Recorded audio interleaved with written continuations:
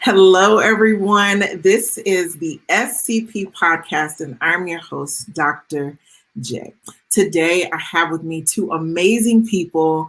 One of my own mentors. She wouldn't say that, but she is a really good mentor of mine and a very close colleague of hers. So, Dr. Lubna Somjee and Dr. Rhonda Brown, welcome to both of you. We're excited to be here. Yes, I'm excited about this topic. I learned so much.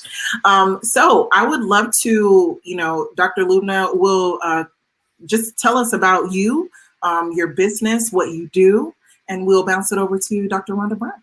That sounds great. Well, thanks again for having us. I think a lot of people don't know about consulting psychology, so I'm thrilled that you're doing a podcast like this. So I really appreciate it. So I'm principal of Lubna Somjee, PhD, since 2005. I'm an executive coach and work with individuals around various professional and leadership issues. And I also work with professionals of color as well to help them navigate leadership issues within the context of racism in the workplace. Additionally, I work with teams and help them to assess and address internal pain points and explore, developing solutions around those pain points. I have been doing DEI work for over 20 years, way before it was popular or trendy as it is now, right? I'm doing lots of things, and currently I do a lot of DEI strategic planning as well as executive coaching. And Rhonda and I are actually friends and colleagues. So I want to turn it over to her and she can share a bit about herself. Hi, thanks, Lubna. Yes, my name is Dr. Rhonda Brown, and I come to you from St. Louis, Missouri, where I'm based. I have, been empowering performance success in organizations, integrating innovative solutions and developing effective teams across a variety of organizations and industries for about 20 years now. The majority of my career, I've focused on leading consulting and executive coaching engagements with medium to large scale organizations, Fortune 500 and Fortune 100 level. And my consulting work in those settings has centered on strategic planning and vision alignment, change management, and employee engagement, as well as diversity, equity, and inclusion. And even in those engagements that were not focused on the DE&I work, I've been able to sort of weave that theme of focus throughout all of my organizations to really challenge the thinking of organizations and moving them forward.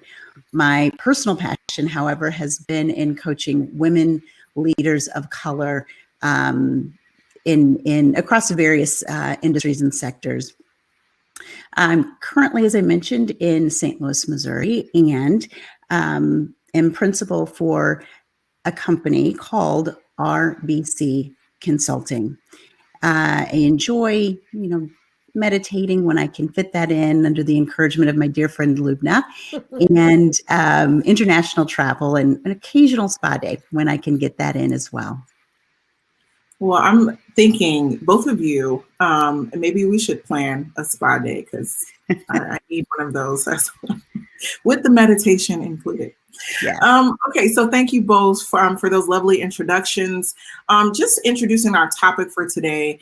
One thing that I'm learning is that there is a right and wrong way to implement DE&I. And just with what you were just both sharing about your experience with DE&I and how you've worked with many various different groups of people to do some of those implementation or do some work in this area, I would just love to hear your own personal stories about, why even be in this space in the first place.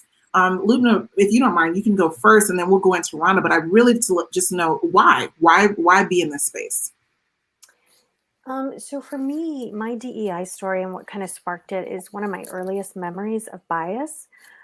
We had actually just moved to London at the time. I was very young, right? Living obviously with my parents. And my mom, I think, was taking some sort of night class, like an art class or something. And one of the women she befriended in the class offered to drive her home one evening. after class. And as they were driving, my mom let slip that our family was Muslim. And so, it's London, it's evening time, there's a ton of traffic, and the woman pulled over abruptly and told her to get out of the car. So, when my mom made her way home, she obviously was really upset. And I was listening to her talking to my father, who was also upset. And that was sort of my earliest memory. And then, of course, as I, was in school and progressed, these kinds of things happened to me as well, right? From students to teachers to professors. But I will say things really sort of escalated in terms of bias and racism once I hit the professional world. Like many of people of color, I experienced, just a barrage of microaggressions to blatant racist comments to threats to my career simply because of my background.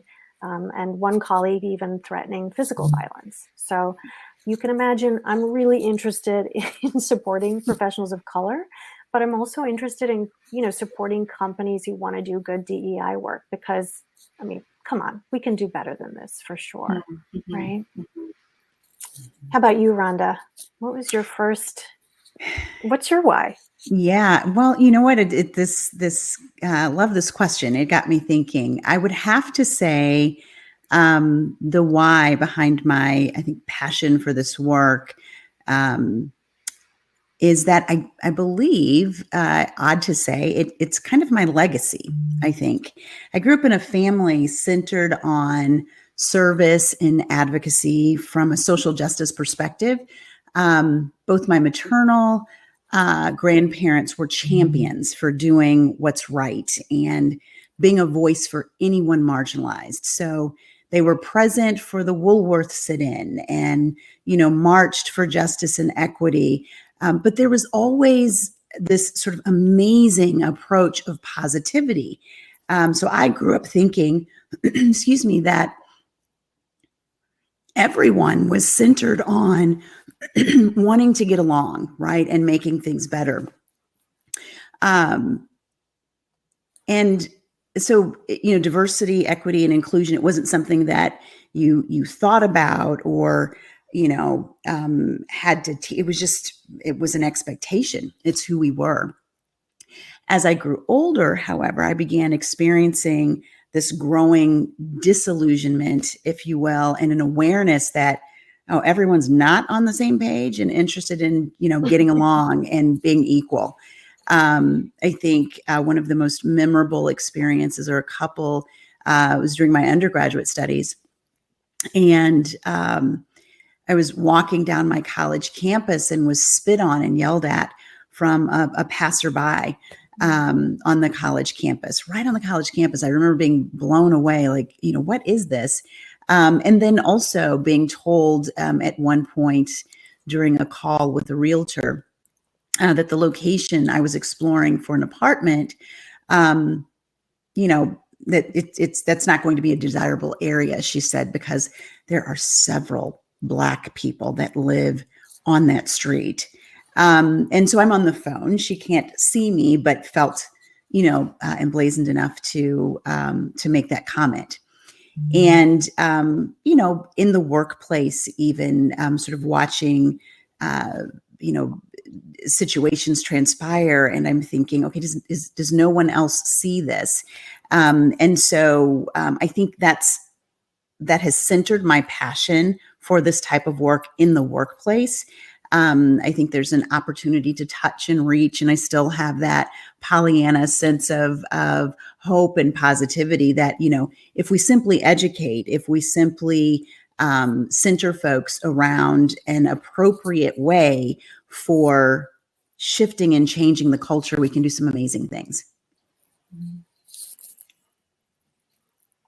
Thank you so much. Both of you sharing those stories, I can think of, especially you, Rhonda, saying, you had this, you just grew up thinking that everyone wanted to do the right thing. And, you have this positivity about people working together no matter what their background is. And surely, Dr. Lubna, your mother, the reason why she took the ride from this woman, she's thinking, she's not thinking this person is out to harm me. And so, like you said, Dr. Rhonda, then as you got older, you came into this sort of that the blinders are off, so to speak. And really, there are really people out there who don't have your best interest at heart. And it's only because of what you look like, which is very shallow.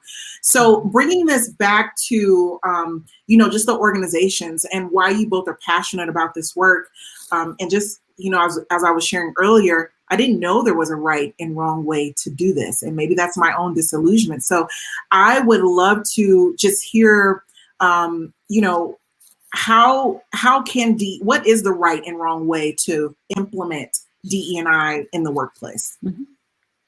Well, I think, so those are good questions, right? So today we're going to talk about some of the do's and don'ts. And I think, Rhonda, you would agree there's maybe not like one right way to do diversity work, but right.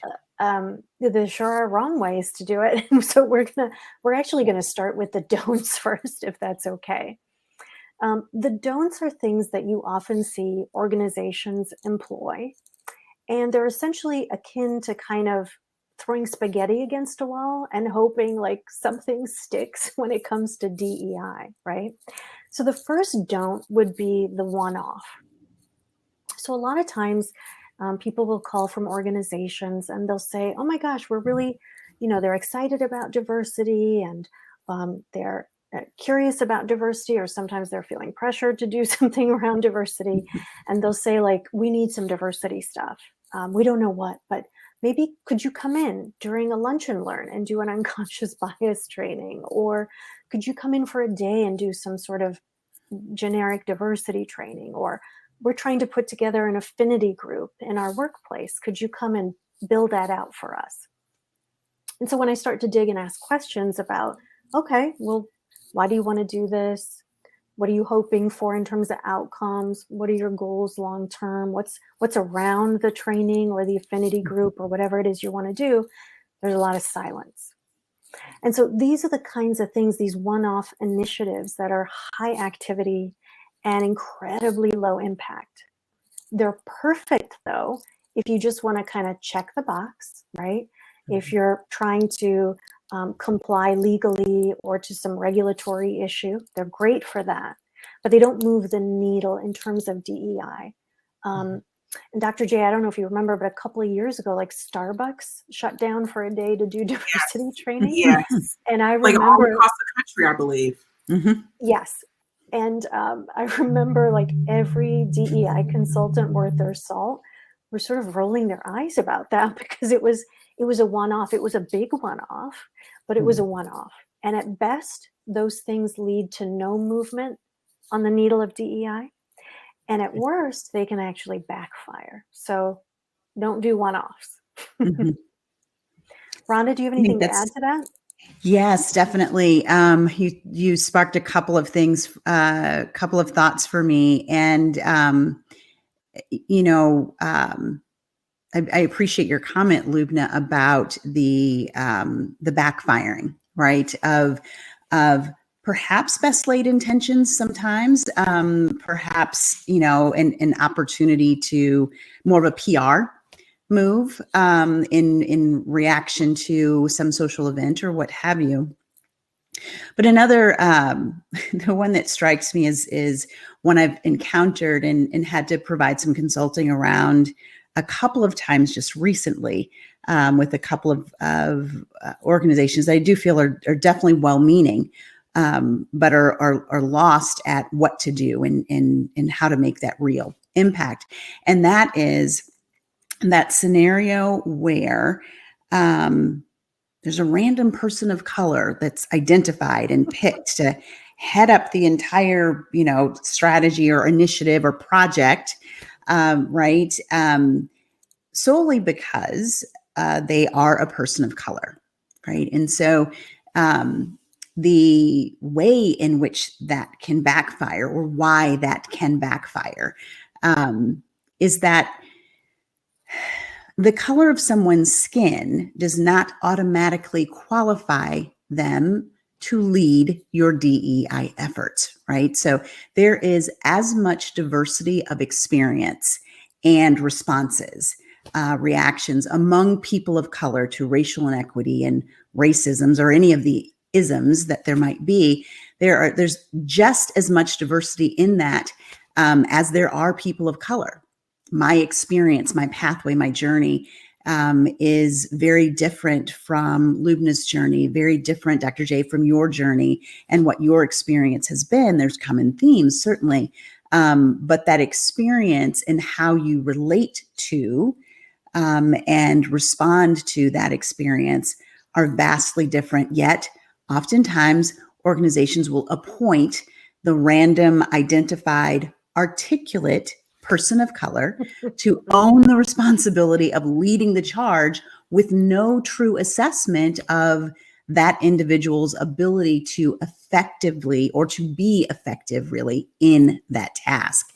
So sometimes that person of color may happen to sit on the C-suite leadership team, and so sometimes that may happen, but most often it's deferred to the highest ranking leader of color that can be found, like for that organization. And I think the piece that I think is important to point out is that whatever you do will impact the culture of your organization, positively or negatively. And that's a huge weight of responsibility to put on a identified person of color. So absolutely love those. I mean, going from it being a one-off, Dr. Lubna, as you said, this one-off event, which goes into what you were saying, Dr. Rhonda. It almost seems PR, even though your intentions may not be this huge stunt. When you do this one-off, surely what impact are you having by doing that? And then talking about the backlash that can have, but also, Dr. Rhonda, as you said, choosing someone solely because of the color of their skin, it almost is self-defeating, in a way. You're not looking at their experience. You're not looking at some of their qualifications. You're solely looking at, okay, what does this person look like? And then I loved what you said about an articulate one. I feel comfortable with this person. Exactly.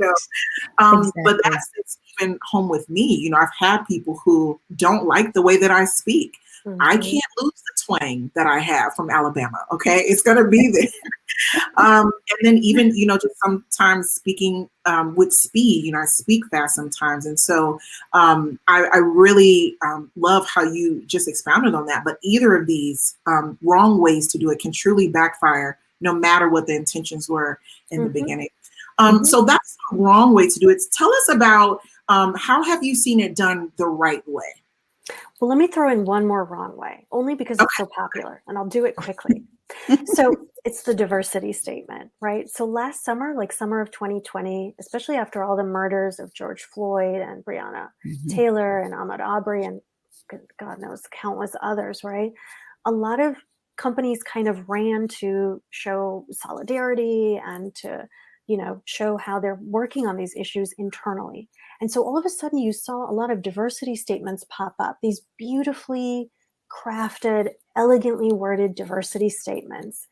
And even if you're an organization who is throwing up a diversity statement as an initial attempt at DE&I, even if you have good intentions, which some of these organizations don't, all it does is serve to create the illusion of equity, right? It doesn't address anything. Now, maybe you'll get more diverse talent applying for jobs as a result of that diversity statement, but they won't stay because you haven't created an environment that's equitable, that's inclusive, and they're going to feel it and they're going to move on through, right? So the point is, don't just message that you're doing DE&I, don't shout it from the rooftops. Just, DEI is just about the slow, quiet, everyday engagement of DEI, right? Because all of these things that we're talking about under the don'ts are essentially window dressing.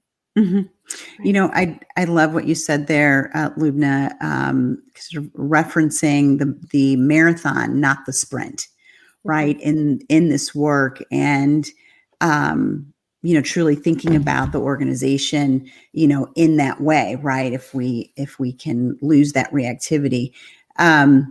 So we've talked a lot about some key things to make sure that you, as an organization, that you, or as a leader, that you're not doing. And I can't imagine that there are not some folks listening out there, some of you that are thinking, well, okay, then what the heck do we do, right? So absolutely a fair question.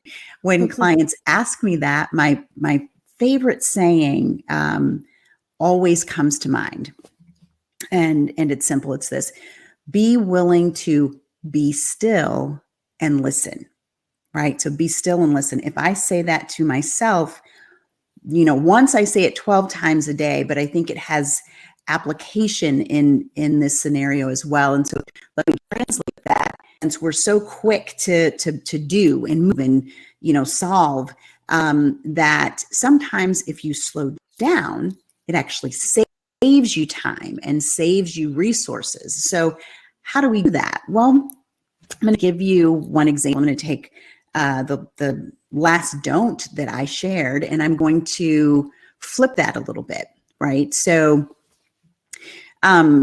if you recall, I spoke about not having the identified articulate POC that's appointed to run the charge for the entire organization, right? And having that impact on the culture.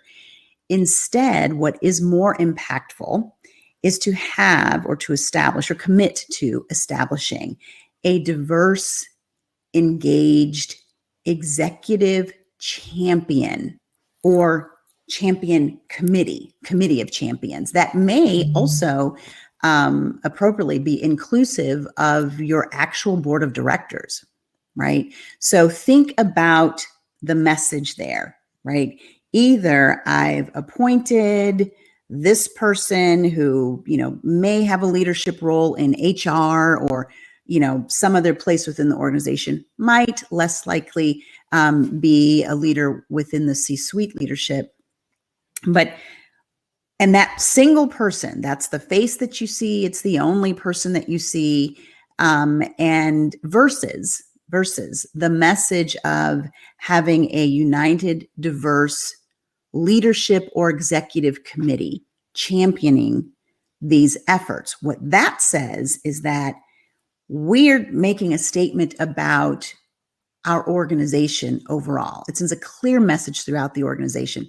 This is not just the next shiny penny program that we're going to talk about right now because something happened and it'll be gone tomorrow, which often happens within organizations. But it really sends the message that our efforts here, what we're putting into place, the dialogue, conversations that we are encouraging, these will be defining for our culture, setting the stage and the pace for who we are as an organization.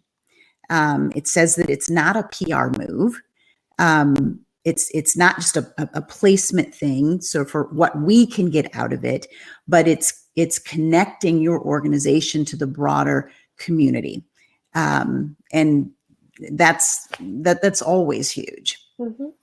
Mm-hmm. Rhonda, I think you would agree too, like even if you have a DEI officer on the C-suite, that committee, that champion needs to include them as well as other champions on the leadership team, right? It can't just be that one person. Absolutely. Yeah. Absolutely. And that's key. And I think one of the things I've seen some organizations really, truly want to do is to sort of infuse or incorporate associates throughout the organization into these efforts. And there is a way to do that. However, it is key and very important that you have that team of committed leadership champions from the top of the organization. Mm-hmm. So that's a great do, right? Mm-hmm. The second do I'm going to talk about kind of piggybacks off what I said before. Instead of grasping for one-offs, instead of grasping for sort of random initiatives, really sit down and formulate a DEI strategic plan. Mm-hmm. And in many ways, the process by which you do that is going to kind of follow the process that you did as an organization for your strategic plan overall, right? And so what I mean by that is, if you're doing a DEI strategic plan, make sure that it is not built out completely and agreed upon by HR, right? Or even the DEI officer, if you have one, right? It needs to be really done within the senior leadership level and board level. It needs to be thoughtful. There needs to be an assessment process that drives sort of the goals and the plan. You need to bake in accountability and metrics, and you need to constantly iterate or tweak that plan as needed. And the reason a strategic plan is really important is because DEI is not about the big talks and the pretty diversity statement and here's my token person of color. It's really about, it comes down to micro practices, right? It's the everyday thoughts and actions, decisions, communications that people make that either reinforce DEI or chip away at it, because there's no middle ground. There's no middle ground there. So that would be the other do. Sorry, go ahead, Dr. Rhonda. No, go ahead. Go ahead, Dr. J. I'm just soaking all of this in. I mean, you have, going back to your example about getting a champion, from the C-suite. It's nice to have maybe, a small committee in the organization who wants to head this on, but actually getting someone from that C-suite level to help us to push a lot of these initiatives, because influence is powerful. That's what we're doing this podcast for. That's what we get onto LinkedIn for. And so rightly so within our organizations, we have to also have influence, and that comes from our leadership. And then Dr. Lubna, you're talking about, instead of doing these one-offs, I love how you said it, they're micro practices. This should be embedded in our daily, decisions that we're making on the team level, on the organizational level, and of course on the individual level, that we should be doing. Any more that either of you have? Dr. Rhonda, I know you were going to go. Do you have any other? No, I mean, perfect segue to just the next thought that I had in terms of what can be a powerful do. And I think, Dr. Lubna certainly alluded to this as well. Just in terms of being willing, you sort of, as you take that step back before you step forward, what are you doing in that step back, right? Mm-hmm. So in that step back, having the courage to ask yourself as a leader some very difficult questions. The foundation of stepping back before you step forward is this practice of asking the hard questions. And note, asking these hard questions, it's not just about the organization. And I think we have to be honest with ourselves as leaders as we initiate these types of strategies. It's not just about the organization or responding to the latest, horrifying event. It's about you as the leader just as much as it is about the organization. How you see yourself, how you are impacted by the world, its events, and the people around you. So impactful to you as, very much so as a leader. And being okay with that process of learning in the journey, right? Mm-hmm.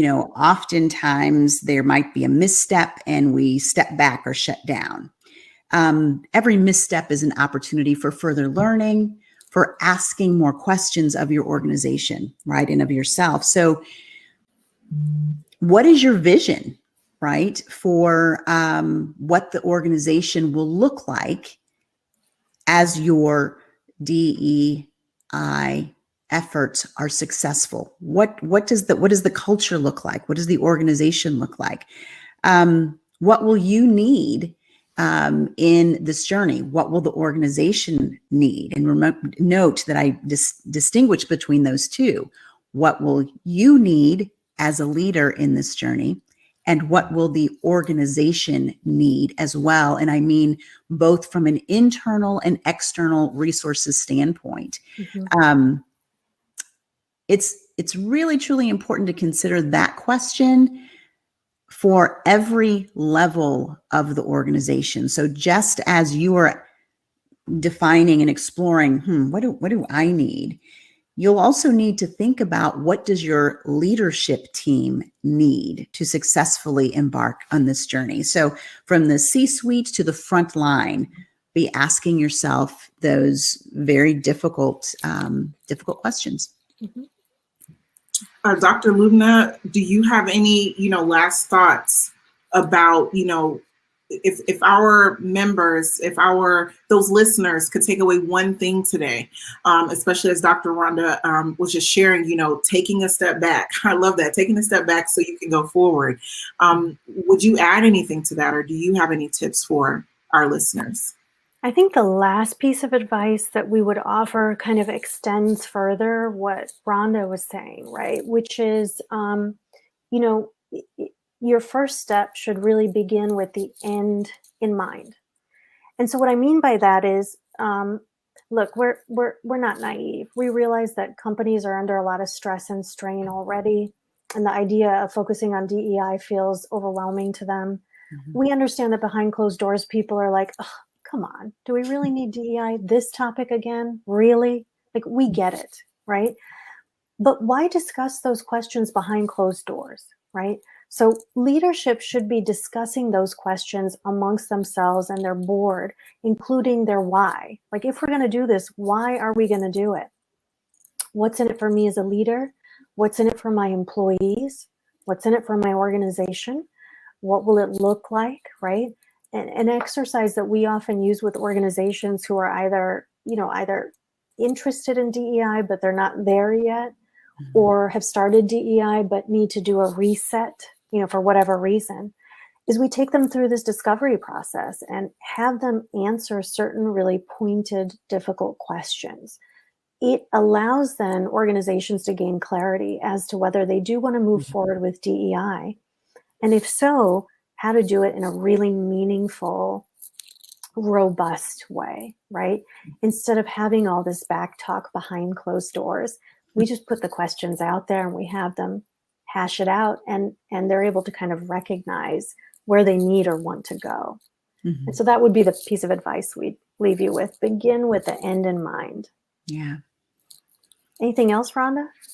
No, I love, that you spoke about the discovery process that we've often used. And I'm just thinking of examples where that has been it's been tremendously powerful.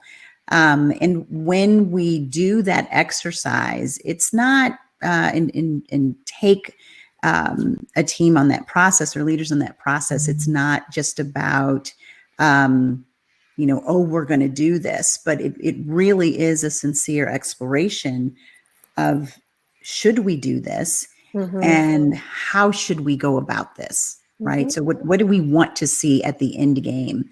And so it ends up being a powerful exercise, I think, for the leaders themselves, but also for that broader leadership team. So. Mm-hmm. Absolutely love this. Well, ladies, this has been a very enriching conversation. Selfishly for me, I've learned a ton here today. And I really hope our listeners, those of you who are listening, I hope you can walk away with at least one thing. And the one word I think would just sum this all up is intention. You have to be very intentional about what you're doing. And as Dr. Rhonda and Dr. Lubna has said, you have to have the end in mind. We have to, what is our end goal here? And so thank you, ladies, both so much.